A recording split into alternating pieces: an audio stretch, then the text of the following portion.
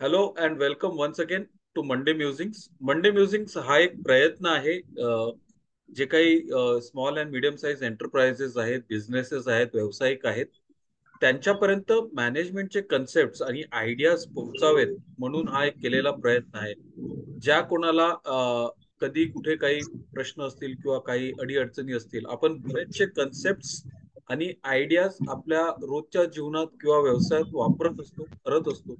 मात्र त्याचं management terminology काय आहे ती आपल्याला माहित नसते. आणि मंडे म्युझिंग्स ही ती मॅनेजमेंट टर्मिनॉलॉजी किंवा मॅनेजमेंट कन्सेप्ट अशा व्यावसायिकांपर्यंत पोहोचवण्यासाठीचा हा एक प्रयत्न आहे. आज आपण थोडस वेगळ्या पद्धतीने जाणार आहोत. आज आपण पॉवर पॉइंट नाही वापरत आहोत, पण आपण एक खूप महत्वाच्या विषयावरती बोलणार आहोत, ज्याचं इम्पॉर्टन्स आणि सिग्निफिकन्स खूप आहे. तो म्हणजे इम्पॉर्टन्स ऑफ डेटा.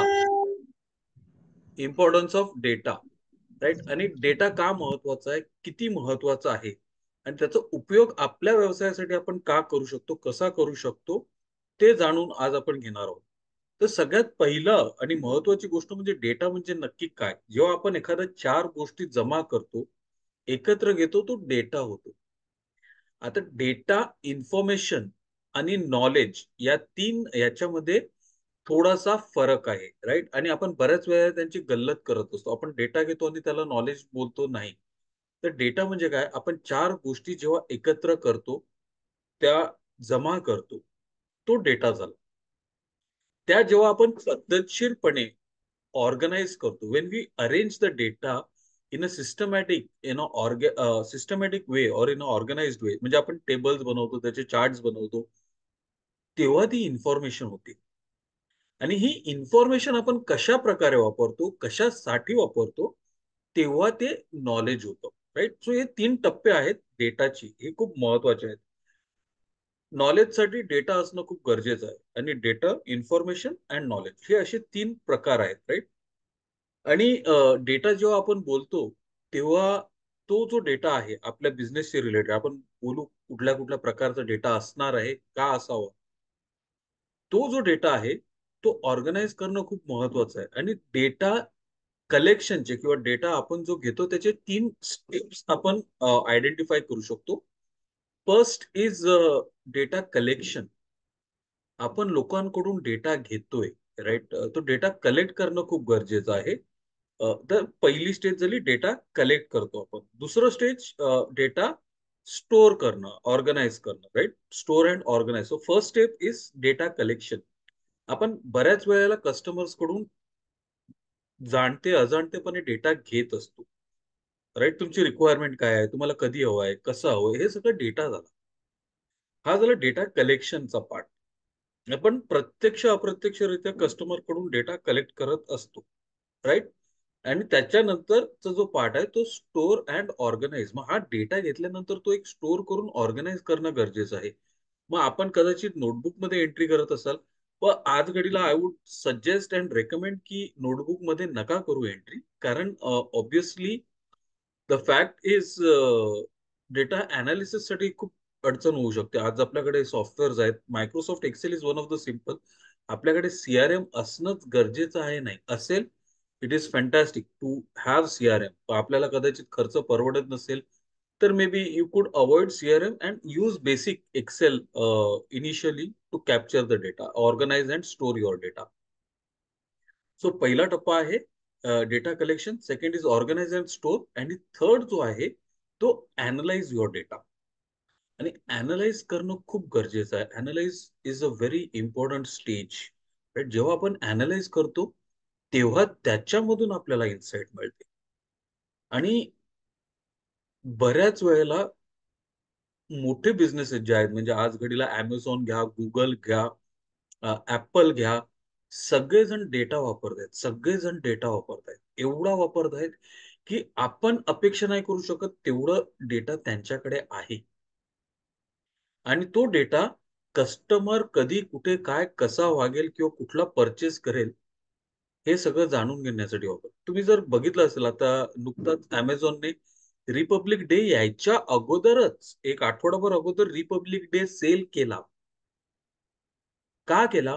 कारण what Amazon has observed is Indians tend to buy जेव्हा रिपब्लिक डे येतो तेव्हा लोक खर्च करतात. सो त्यांच्याकडे तो डेटा आहे म्हणून त्यांनी तो सेल चालू केला. Right. You look at Apple. Apple recently entered in to credit card business. ऍपलने क्रेडिट कार्डच्या बिझनेसमध्ये का एंट्री घेतली? राईट. तर ऍपलने क्रेडिट कार्डच्या बिझनेसमध्ये एंट्री घेतली कारण बरेचसे कस्टमर्स ऍपलचे जे आहेत ते पेमेंट करताना ऍपलचा जो पेमेंट ऑप्शन आहे, ऍपल पे, मला नाव माहिती नाही, ऍपलचा जो पेमेंट ऑप्शन आहे, they used to use that option to pay the vendors or the suppliers or shopkeepers. So तो जो डेटा आला त्यांनी बघितलं एवढे सारे कस्टमर्स हे करतायत, तर त्याची परिणिती ऍपलच्या क्रेडिट कार्ड मध्ये झाली. Right. So that is another example of how effectively you can use data.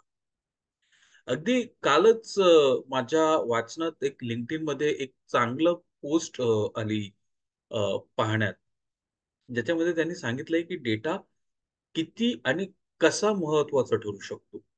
Right. So Taxi for Sure म्हणजे साधारणतः तुम्ही 2011च्या आसपास ना, somewhere in June 2011, Taxi for Sure ही कॅब ॲग्रिगेटर कंपनी जशी ओला आहे तशी ही लॉन्च झालेली. Taxi for Sure was later on acquired by Ola, म्हणजे ओला ने ती कंपनी एक्वायर केली. आता टॅक्सी फॉर शुअर कुठेच नाहीये, फक्त त्याचे जे फाउंडर आहेत ते त्याच्या गोष्टी सांगतात. आणि त्यांनी एक चांगली, त्याचा एक जो को फाउंडर आहे त्यांनी एक चांगला इन्साइट शेअर केलेला लिंक्डइनवर. तो म्हणे आम्ही जेव्हा टॅक्सी फॉर शुअर लॉन्च केला आम्हाला वाटलं की लोक अशी भरभरून येतील, तर कोण येतच नव्हतं. पहिली गोष्ट म्हणजे कस्टमर मिळणं खूप कठीण होतं. काहीतरी सुरुवातीचा पहिला महिना किंवा 2 महिने फक्त दिवसाला 4च कस्टमर वापरायचे गाडी, म्हणजे 4च बुकिंग असायच्या त्यांच्याकडे दिवसाला. त्याच्यानंतर दुसऱ्या महिन्यात काहीतरी 8 झाल्या. पहिल्या महिन्यात फक्त 4 बुकिंग, दुसऱ्या महिन्यात 8, तिसऱ्या महिन्यात दिवसाला 20 बुकिंग. असं करून नोव्हेंबर पर्यंत त्यांचं ते तसंच चालू राहिलं. दिवसाला 20-25 बुकिंगच्या वर त्याच्या पलीकडे काही बुकिंग जात नव्हत्या. नोव्हेंबर महिन्यात ते त्यांचा डेटा स्टडी करत होते, की कुठे कोण लोकं कशी बुकिंग करतायत. आणि त्यांच्या लक्षात आलं असं, की महिनाकाठी त्यांचे जे काही एक 300 जे काही 300-500 जे काही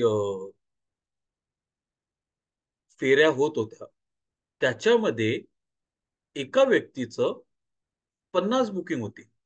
आता तुम्ही लक्षात घ्या, 500 किंवा 300 बुकिंग्स पैकी 50 बुकिंग फक्त एका व्यक्तीचे. तर त्यांना आश्चर्य वाटलं, की एकतर आपलं बुकिंग जेवढं मोजकं होतं, त्याच्यात ह्या व्यक्तीला एवढं काय बरं वाटतंय टॅक्सी फॉर शुअर मध्ये, की ते तिथूनच बुकिंग करताय. मग त्यांनी त्या ड्रायव्हरला फोन केला, ड्रायव्हरकडून चौकशी केली, जो नेहमी ती ऑर्डर करायचा, फेरी करायचा त्या पॅसेंजरला. तर ड्रायव्हरने सांगितलं, की that lady is a pregnant lady आणि त्यांना सारखं सारखं चेकअपसाठी जावं लागतं. आणि तो नेमका डेटा घेऊन टॅक्सी फॉर शुअरने काय केलं, त्यांनी तो डेटा बघितला आणि त्यांना कळून चुकलं, की प्रेग्नंट लेडीजना नेहमीच नवरे असतील असं नाही. शक्य होईल, नाही होईल. मग त्या गाडी स्वतः ड्राईव्ह करू शकतील, नाही करू शकतील, तो सुद्धा एक प्रॉब्लेम आहे. मग आपण त्यांच्यासाठी विशेष सेवा का नाही सुरू? राईट. आणि त्यांनी मग जाऊन हॉस्पिटलच्या बाहेर जिथे-जिथे प्रेग्नन्सीसाठी लोक लेडीज चेकअपला जायचे, तिथे-तिथे जाऊन ते उभे राहिले. They started interacting with those pregnant ladies. त्यांना विचारायला सुरुवात केली त्यांनी, की तुम्ही काय अडी-अडचणी असतात, का कार वापरत नाही किंवा कार येताना ट्रॅव्हलिंग करताना कसं होतं, काय होतं, राइट? आणि त्याच्यानंतर त्यांनी त्यांच्या ड्रायव्हर्सना ती ट्रेनिंग दिली, की प्रेग्नंट लेडीजसाठी खास तुम्ही अशा प्रकारे ट्रेनिंग करा, अशी गाडी चालवा, अशी काळजी घ्या, म्हणजे जेणेकरून त्यांना कमीत कमी त्रास होईल. ज्या काही अडी-अडचणी आहेत त्यांना, that are taken care of. Right. आणि त्या दिवसानंतर राइट, तो कॉल, तो जो डेटा त्यांनी अॅनलाईज केला, त्याच्यामध्ये बघितलं, की एक व्यक्ती एवढ्या वेळा गाडी वापरते, बाकीच्या व्यक्ती कोण तेवढं वापरत नाही. त्याच्यामागचं कारण जाणून घेण्याची त्यांच्यामध्ये जी काही जिज्ञासा निर्माण झाली, राइट? त्याच्याने टॅक्सी फॉर शुअर वॉज ती उभी राहिली आणि त्यांचे बुकिंग्स त्याच्यानंतर भरपूर वाढले. त्यांनी ती ॲडव्हर्टायझिंग करणं चालू केलं. पण महत्वाची गोष्ट इथे ही आहे की त्यांनी तो डेटा जर स्टडी नसता केला, तर कदाचित टॅक्सी फॉर शुअर थोडी मोठी कंपनी झाली किंवा त्यांची जी काही ग्रोथ झाली ती झालीच नसती. तो data is very important.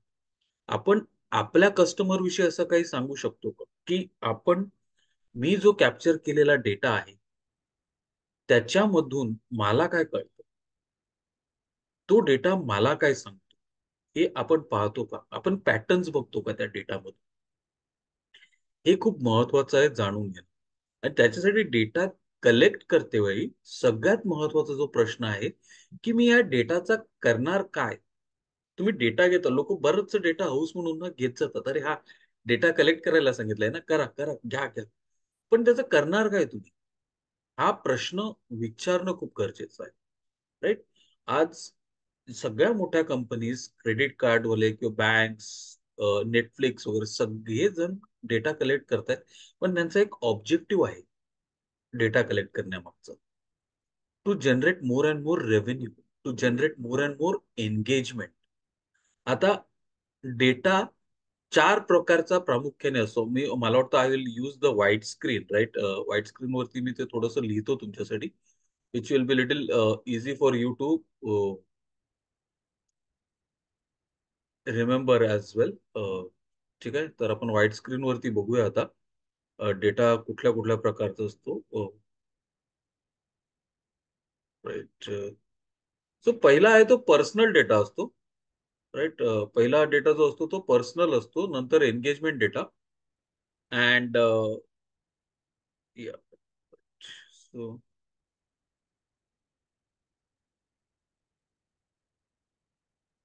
Personal data. I will explain this things that is there, right? Engagement data, नंतर बिहेवियरल डेटा आणि ॲटिट्यूडनल डेटा. राइट. हे झाले डेटाचे 4 प्रकार जे आहेत. पर्सनल डेटा म्हणजे आपण कस्टमरचं एज, त्याचं जेंडर, लोकेशन, कुठे राहतो, काय राहतो, तो जो डेटा घेतो that is personal data. Right. आणि पर्सनल डेटा का महत्वाचा आहे? तर पर्सनल डेटा नॉर्मली ते कस्टमरचं जे काही ॲड्रेस वगैरे किंवा पर्सनल डेटा आपल्याला ट्रॅक करायला, माझा कस्टमर माझ्याकडे जो येतो, आपण या डेटाला डेमोग्राफिक पण बोलतो. Demographic data, right? तो कुठे राहतो, कुठल्या एज ग्रुपमध्ये पडतो, कुठल्या सॅलरी ब्रॅकेटमध्ये पडतो. जर ऑफकोर्स प्रत्येक बिझनेससाठी इन्कम स्टेटस घेणं गरजेचं नाही. काही-काही ठिकाणी लागतं, जसं लोन्स एस्पेशली. तिकडे ही इन्फॉर्मेशन लागते. पण तो कुठल्या प्रकारचा मोबाईल फोन वगैरे वापरतो त्याच्यावरून आपण एक अंदाजा घेऊ शकतो त्याचा स्पेंडिंग कॅपॅसिटीचा, राइट? तो पर्सनल डेटा. त्याच्यानंतर आपला जो डेटा आहे, तो आहे दुसरा जो आहे एंगेजमेंट डेटा. राइट. कस्टमर आपल्याबरोबर कुठे, का व कसा एंगेज करतो. कस्टमर आपल्याबरोबर कुठे, का व कसा एंगेज करतो, राइट? वेबसाईट थ्रू येतो, मोबाईल थ्रू येतो, YouTube थ्रू येतो, ॲप्स थ्रू येतो किंवा कुठल्या रेफरन्स थ्रू येतो, right? So how does he engage with us? What is the way that he engages आपल्याबरोबर? तो टेक्स्ट मेसेजेस थ्रू किंवा ईमेल किंवा पेड ॲड्स असे भरपूर प्रकार आहेत, राइट? कस्टमर बरोबर आपण अगोदर कंटेंट मार्केटिंग विषयी बोललेलो आहोत. वेगवेगळे टूल्स विषयी आपण बोललेलो आहोत. तर त्याच्यामधून तो कुठून कसा कस्टमर आपल्याकडे येतो. That's one thing that we can look at, right? त्याच्यानंतर जो आहे तो बिहेवियरल डेटा आहे. बिहेवियरल डेटा म्हणजे आपण बिहेवियरल डेटामध्ये काय बोलतो, तर कस्टमर ची बायिंग हिस्ट्री काय आहे? तो कधी किती वेळा बाय करतो? Right? How many times does he buy in a month, in a year? त्याची फ्रिक्वेन्सी काय आहे? पर प्रत्येक दिवशी बाय करतो, आठवड्यातनं बाय करतो, महिन्यातनं बाय करतो, 3 महिन्यातनं बाय करतो, वर्षातनं बाय करतो. वी शुड हॅव दिस. आणि हा डेटा आपल्याकडे येत असतो. पण आपण तसं कॅटेगराईज नाही करत त्याला. तर तो झाला बिहेवियरल डेटा. त्याच्यामध्ये त्याची पर्चेसिंग कॅपॅसिटी ना, म्हणजे तो पर्चेस करताना किती करतो? किती व्हॅल्यू पर्चेस करतो की क्वांटिटी पर्चेस करतो, व्हॉल्यूम आहे, काय आहे? कसं करतो ते सुद्धा पाहणं खूप गरजेचं आहे. Right? And then the last is attitudinal data.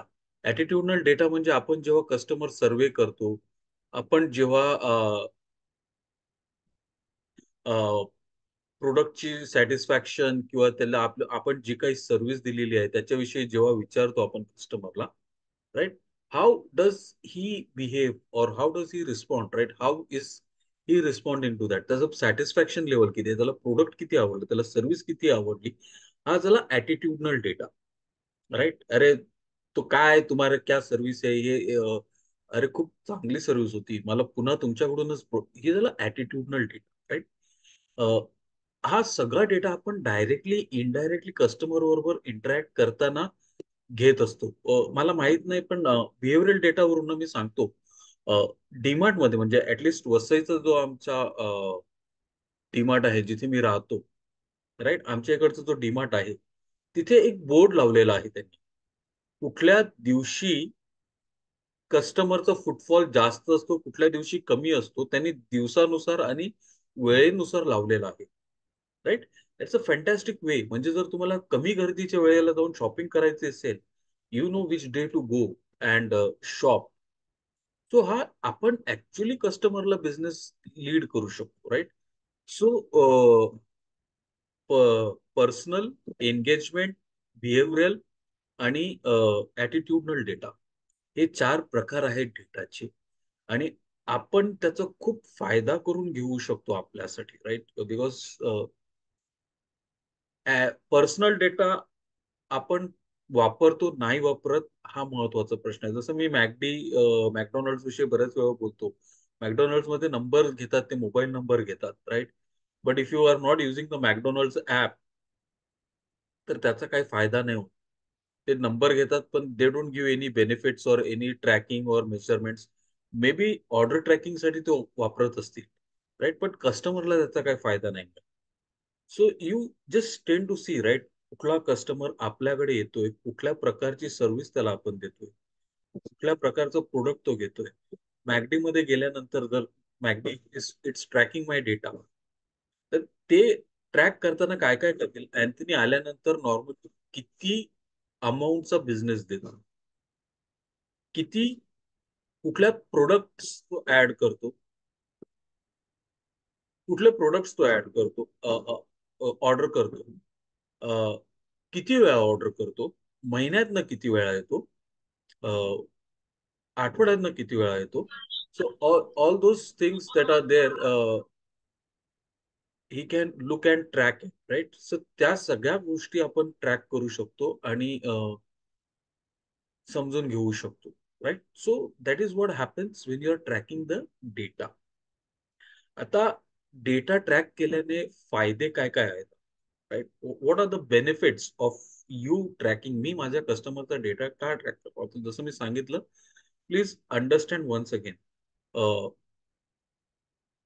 Data track करते वेळी तुम्ही प्रत्येक गोष्ट ना, म्हणजे कस्टमर तुमच्याकडून किती वेळा बाय करतो, कुठल्या क्वांटिटी किंवा कुठल्या याच्यामध्ये बाय करतो, कॅपॅसिटीमध्ये, क्वांटिटीमध्ये बाय करतो, आठवड्यातल्या कुठल्या दिवशी, हे सगळं आपण ट्रॅक करू शकतो. You just need to prepare one Excel sheet, आणि त्याच्या जोडीला तुम्ही तो कुठल्या क्वेरीसाठी किंवा कुठल्या क्वेश्चनसाठी आलेला ते ट्रॅक करून तुम्ही एक एक्सेल शीट मध्ये मॅप करू शकता. Then you go back and you see त्याचं पॅटर्न काय आहे, कुठे कसं बाय करतोय, राईट. आता याचा आपल्याला फायदा काय होईल, तर one of the things which the customer helps us to do when we are tracking the data, right, आपल्याला एक कस्टमर एक्सपिरियन्स खूप आपण चांगल्या प्रकारे देऊ शकतो. वी गेट टू अंडरस्टँड की माझा कस्टमर कुठल्या गोष्टीची अपेक्षा करतो, राईट. आणि तुम्ही Amazon वरती बघा, Amazon वरती कधी कधी अनरिलेटेड प्रोडक्ट सुद्धा असतात. Amazon वरती जेव्हा तुम्ही बाय करता, थोडंसं खाली स्क्रोल करून बघा, तिथे आहे ना, नेहमी असतं customers who bought this also, म्हणजे ज्या कस्टमरने हा प्रोडक्ट घेतला ना त्याच्या जोडीला हा पण प्रोडक्ट घेतला. Y they R telling us that, because that is data. आणि त्यांना माहिती आहे हे दोन प्रोडक्ट हमखास जाणार एकत्र. कधी कधी अनरिलेटेड असं आपल्याला प्रश्न पडला, अरे काय लोक काही पण घेतात, पण ना त्याच्याने बाकीच्यांवरती प्रभाव पडतो. That is how they are using the data. So you can create better experience for your customers. You can anticipate की हा माझा जो कस्टमर आहे त्याच्या ह्या अपेक्षा आहेत, तो येतो काय घेण्यासाठी, तेव्हा त्याला ही गोष्ट पण हवी असते. राईट. जसं तुम्ही काही हॉटेल्समध्ये इफ यू ऑब्झर्व, म्हणजे जे रेग्युलर कस्टमर्स असतात स्पेशली, त्यांचं टेबल, त्यांना जो सर्व्हिस देणारा वेटर असतो तो, त्यांची ऑर्डर नॉर्मली ठरलेली असते. आणि तो आला की वेटर त्याला तिथे त्या जागेवर, why they are doing that, that is also part of tracking the data. It could be something as simple as that. आपण फक्त सॉफ्टवेअरमध्येच किंवा याच्यामध्येच डेटा ट्रॅक नाही, तर डेटा ऍक्च्युली आपण डायरेक्टली इनडायरेक्टली वापरत असतो. आपण नॉर्मली जेव्हा कस्टमर बरोबर इंटरॅक्ट करतो, आपल्याला एक अंदाज येतो की हा कस्टमर मला वेळेवर पैसे देणार किंवा नाही, हा कस्टमर मला पैशांसाठी रखडवणार. ह्या सगळ्या गोष्टी आपल्याला का समजतात? कारण आपला अनुभव आहे. आणि तो अनुभव is nothing but data which has become knowledge. ह्याच गोष्टी आपल्याला कॅप्चर करून अधिक प्रभावीरित्या वापरायच्या आहेत. Where we can create and give a better customer experience to our customers. त्याच्यानंतर आपली कंपनीची मार्केटिंग स्ट्रॅटेजी किंवा आपली जी मार्केटिंग एफर्ट्स आहेत ना, ते आपण स्ट्रीमलाईन करू शकतो. माझा कुठला प्रोडक्ट जास्त जातोय, कुठला प्रोडक्ट कमी जातोय, लोक कुठल्या प्रकारे बाय करतायत, क्रेडिट कार्ड वापरून बाय करतायत,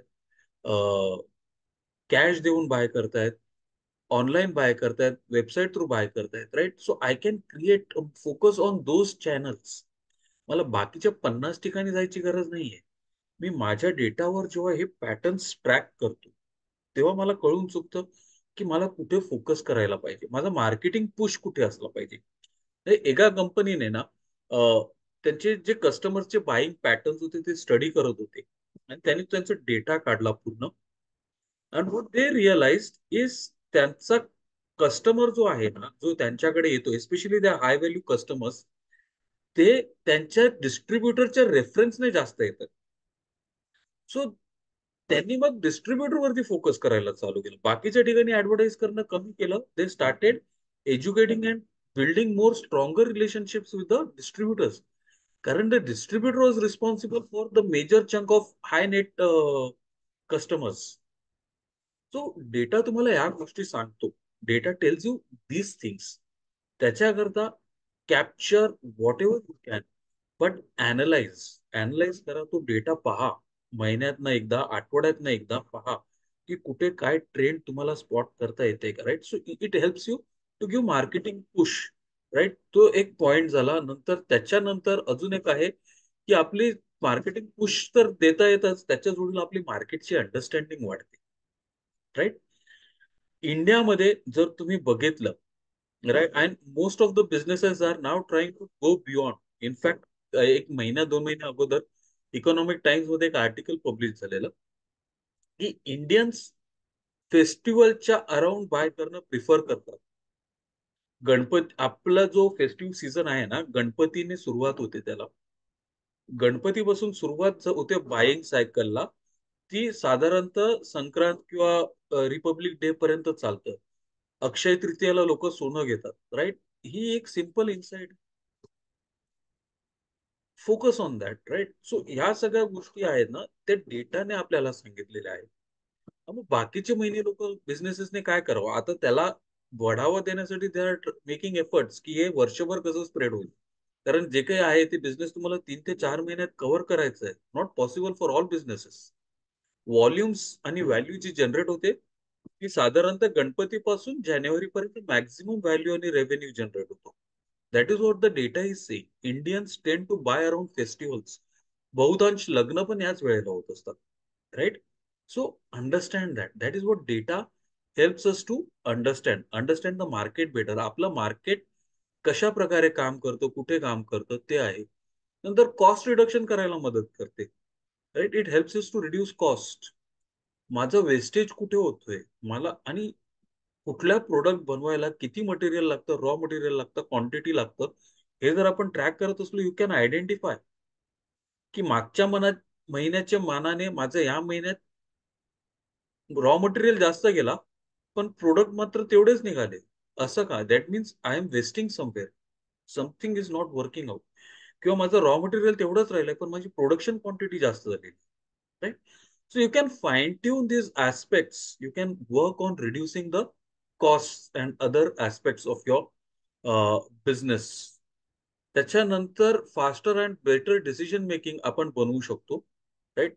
की मला माझा डेटा बघितल्यानंतर I get to know who is a my loyal customer. Loyal customer आहे, मग त्याला मी 5% अजून जास्त डिस्काउंट देऊ शकतो किंवा त्याला मी अजून अधिक प्रभावी सर्व्हिस देऊ शकतो. I can be little lenient with him. So I can give better customer service. I can create better experience. I can decide on the spot. का? तर माझ्याकडे डेटा आहे की ह्या पॅटर्न जर मी बघितलं तर या महिन्यात माझा बिझनेस 10% एक्स्ट्रा होतो. So I can stock more raw material और रॉ मोर इन्व्हेंटरी माझ्याकडे, किंवा मी 4 लोक अधिक कामावर ठेवू शकतो. का? तर माझा बिझनेस तेवढा वाढतो दरवर्षी. ह्या महिन्यात माझा बिझनेस 10% किंवा 20%, 50% वाढतो. नंतर कमी होत असेल तर डिसिजन मेकिंग फास्ट होते. मला कुठला प्रोडक्ट घ्यायचा आहे, कुठला ठेवायचा आहे, कुठला नाही ठेवायचा आहे ते. If you go to DMart किंवा रिलायन्स स्मार्ट बाजार किंवा स्टार बाजार वगैरे, तुम्ही बघाल एक दर 2-3 महिन्याला प्रोडक्ट चेंज होत राहतात आणि काही प्रोडक्ट्स कॉन्स्टंट असतात, right? Why that is happening is because they are tracking that help data, as that data helps them to understand की कुठला प्रोडक्ट लगेच मूव्ह होतोय, कुठला प्रोडक्ट स्लोली मूव्ह होतोय, कुठल्या प्रोडक्टची जास्त डिमांड आहे, कुठला प्रोडक्ट जास्त स्टॉक मध्ये ठेवला तर फायद्याचा आहे.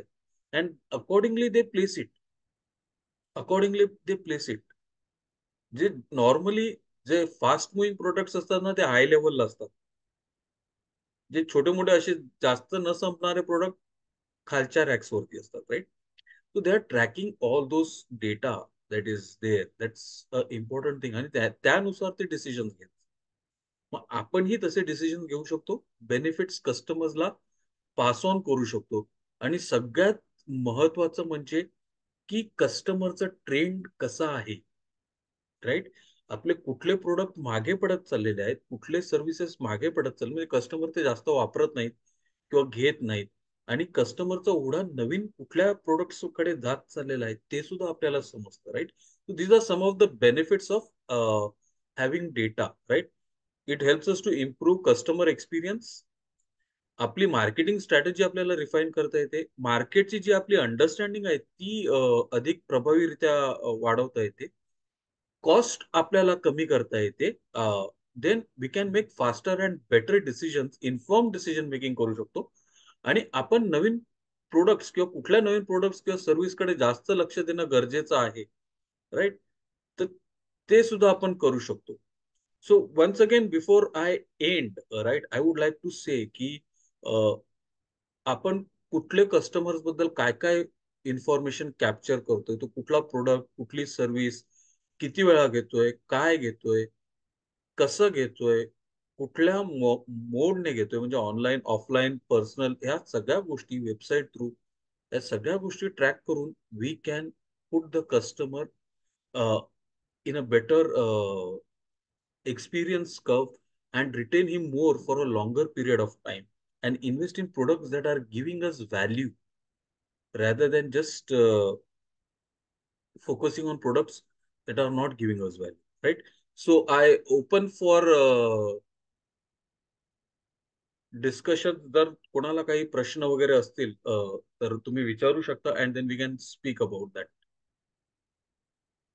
So it's important to capture the data. खूप महत्वाचं आहे. Please make it a habit की प्रत्येक गोष्ट ना, तुम्हाला तुमच्या बिझनेससाठी तुम्ही ट्रॅव्हल किती करता, तुम्ही स्पेंड किती करता, तुम्ही त्याच्या अगेन्स्ट अर्न किती, या सगळ्या गोष्टी कॅप्चर करून त्याचं मूल्यमापन करणं, किंवा त्याचं इव्हॅल्युएशन करणं खूप गरजेचं आहे. But until and unless you are not capturing those, you can't leverage those things. तर हे महत्वाचं आहे. एनीबडी हॅज एनी क्वेश्चन किंवा कोणाला काही शेअर करायचं असेल त्यांचा अनुभव किंवा काय, तर please feel free to share.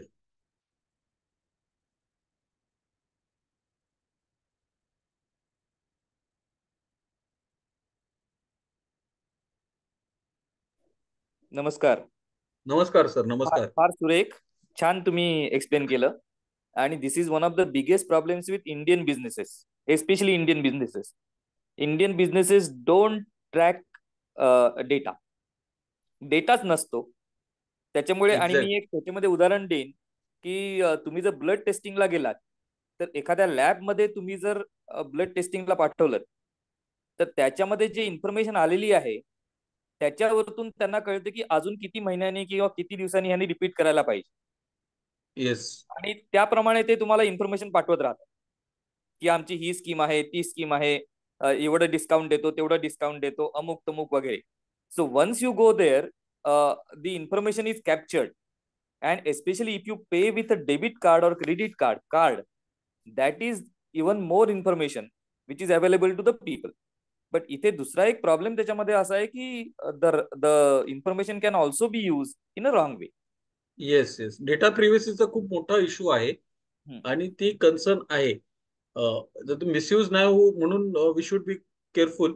But Anand, जर तुम्ही जे सांगितलं ना की बऱ्याच बिझनेसमॅनना कधी तुम्ही त्यांचं टर्नओव्हर विचारा किंवा तुमची आउटस्टँडिंग किती आहे किंवा तुमचा एक्झिस्टिंग अकाउंट बँक बॅलन्स किती आहे, they never have a clear figure की माझा बिझनेसचा टर्नओव्हर एवढा आहे आणि माझा आउटस्टँडिंग एवढी आहे किंवा माझं करंट होल्डिंग एवढी आहे. राईट. आणि बिझनेस याच्यामध्ये बोलतो आपण मॅनेजमेंटमध्ये नेहमी बोलतो, what you cannot measure it cannot grow. ते मेजरमेंटच नाहीये, तो डेटाच नाहीये, तर आपण ग्रो कसं करणार? हा खूप महत्वाचा प्रश्न आहे. Right. So even blood banks and medical diagnostic lab सुद्धा आपला डेटा ट्रॅक करतायत आणि त्या प्रकारचे स्कीम्स वगैरे देतात. So that is a simple way of understanding how much important and critical data is. इथे मी अजून एक इन्फॉर्मेशन ऍड करीन. एफ एम सी जे डिस्ट्रीब्युटर्स जे आहेत इंडियामध्ये, out of those 8%, statistically 8% of distributors go bankrupt every year. अरे बापरे. And the only reason for this is they are doing all the work in cash, try to do all the work in cash. And in that their salesman, they become rich because हम्म. tracking the cash is so difficult. So the salesman who goes, he takes cash and gives them goods just like that. And he takes the money home. They have no idea about this money. But with the idea that cash is king, tax कमी भरायला लागेल, हा. या ह्याच्याने ते they are not taking the money in cheque. And then suddenly one day they realise that their debt is much more than what they can afford. Correct, correct, correct. आणि ती मेजरमेंटच नाही किंवा ट्रॅकच नाही की किती येत आहे आणि किती जात आहेत. Right. That is again a very important challenge. Expenses versus revenue generated हा महत्वाचा इश्यू आहे. आणि एक कॅश बर्न करून टर्म आहे. म्हणजे आपण दर आपला बिझनेस चालवण्यासाठी आपल्याला दर महिन्याला किती कॅश लागते, that is called cash burn. आणि आपण जोपर्यंत, जसं आता आनंद सरांनी सांगितलं, जोपर्यंत आपण ह्या गोष्टी कागदपत्री किंवा कुठे कॅप्चर करत नाही, तर आपल्याला अंदाजच येणार नाहीत आपला कॅश बर्न किती आहे आणि आपली कॅश नेमकी कुठे, कधी, कशी जाते. आणि आपण 10 माणसांकडून किती कॅश दिली आहे ते ट्रॅक करू शकतो. 100 माणसांना प्रत्येकाला किती अमाऊंट दिली आहे, किती नाही दिली आहे, त्याच्याकडून किती येणार आहे, हे लक्षात ठेवणं खूप कठीण होऊ शकतं. Right. So that's a very important and a valid point again. ते कॅप्चर करणं का महत्वाचं आहे हा डेटा, ते खूप गरजेचं आहे. Right. And you get a pattern. आणि डेटा कॅप्चर केल्यानंतर please go back and try and identify the patterns that are there, की काय दिसतंय. जसं मी सांगेन, आम्ही हॉटेल इंडस्ट्रीमध्ये एक एम्प्लॉयमेंट त्यांची ट्रॅक केलेली आणि मागच्या 3 वर्षांचा डेटा. तर वी फाउंड आउट की असे 3 महिने 4 महिने असे आहेत ना, वेअर देअर रिक्रुटमेंट पिक्स. म्हणजे त्यांचा बिझनेस पण त्या टायमाला एकदम पीक वरती असतो. त्याच्यानंतर उतरती कळा लागते. परत मधले 3-4 महिने सगळे जे आहेत ते सोडून जातात किंवा बरेचसे जे आहेत गळती लागते, अट्रिशन खूप होतं त्यांचं. So it was somewhere around October to Jan peak season असायचं त्यांचं. जॅन पासून फेब्रुवारी टू पावसाळा जो आहे ते त्या मे महिन्यापर्यंत किंवा एप्रिल मे पर्यंत सगळे सोडून जायचे. May June July again you found a peak and then again तो थोडासा स्लॅक यायचा, राईट. सो त्यांनी त्यांची इन्सेंटिव्ह स्कीम्स वगैरे बेटर रिटेन्शनसाठी त्या हिशोबाने त्यांनी त्यांचं इन्सेंटिव्ह स्कीम्स वगैरे जे काही आहेत पॉलिसीज वगैरे ऍडजस्ट केले so that they have better retention. आणि वर्षातनं 4 वेळा रिक्रुटमेंट करण्याचा खर्च किंवा डोकेदुखी येऊ नये ते त्यांनी स्ट्रीमलाईन केली. But again that was possible because we studied the data for the past 3 years and we could find those patterns of people coming in and going out of the organization that is there. अजून कोणाला काही share करायचं आहे किंवा विचारायचं असेल तर please feel free to ask.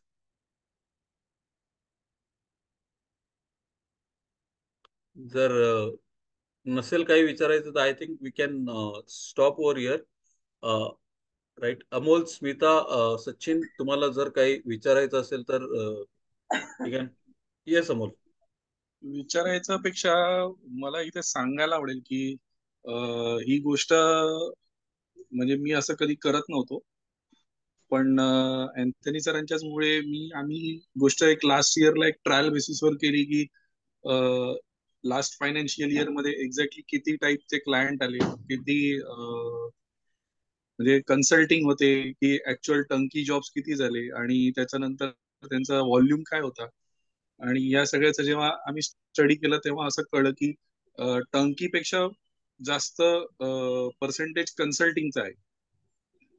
Okay. So या वर्षी आम्ही मग त्याच्यावर जास्त फोकस करायचं ठरवलं आणि त्याचा रिझल्ट असा आहे की गेल्या वर्षीपेक्षा यावर्षी कन्सल्टिंगचं जे व्हॉल्यूम आहे that is much much higher.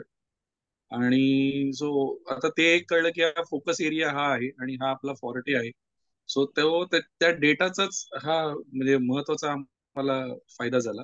आणि आता म्हणजे ऑफकोर्स त्यांच्याकडनं अँथनी सरांकडनं काही टिप्स आणि काही आम्ही कन्सल्टिंग चालू असतं आमचं बिझनेस कन्सल्टिंग आम्ही त्यांच्याकडनं करत असतो. आणि लास्ट इयरच्या टर्नओव्हर पेक्षा या इयरचा टर्नओव्हर ऑलरेडी 3 टाइम्स आमचा झालेला आहे.